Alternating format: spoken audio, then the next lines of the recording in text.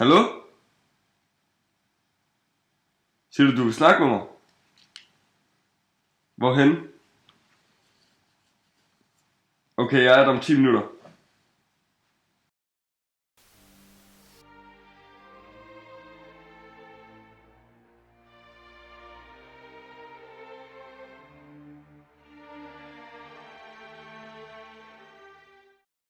Du sendte bud efter mig. Jeg har ledt efter dig. Hvad så? Hvad vil du? Som du jo nok kan se, er jeg ikke længere nogen ung mand. Ja. Og jeg har længe tænkt over, hvem der skulle overtage min position, da din bror jo døde sidste år. Ser jeg ingen bedre end dig. Jamen far? Du har ikke noget at skulle have sagt.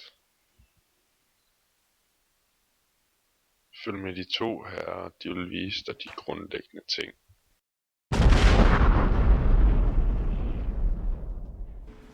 Hierarki spiller en stor rolle i det her miljø. Åbenbart. Det siger min far i hvert fald. Så nu er jeg ude for at se, hvordan vi håndterer folk, der ikke overholder deres aftaler med hensyn til penge.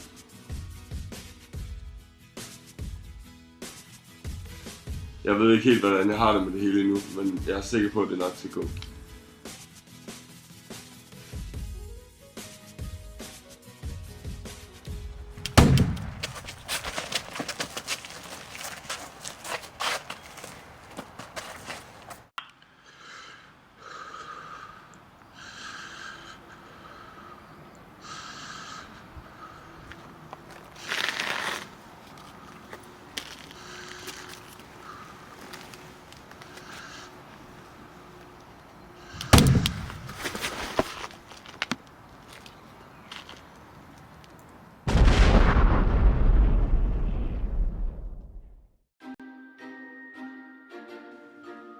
For et par år siden begyndte vi at handle med coke og andre hårde stoffer. Mange af min families forretninger var blevet lukket, og der manglede penge i kassen. Min far så ingen anden udvej end at prøve at overtage markedet og tjene en masse penge på den måde.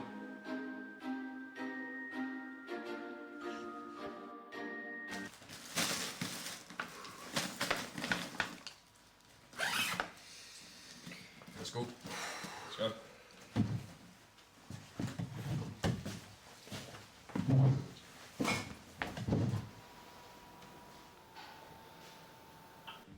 Vi skal mødes med en køber af vores stoffer. Han er en rimelig skummel type. Min far har handlet med ham i mange år. Jeg ved ikke, hvem han er, men det skal jeg snart finde ud af. Det er snart min opgave at styre det fremover. Ej.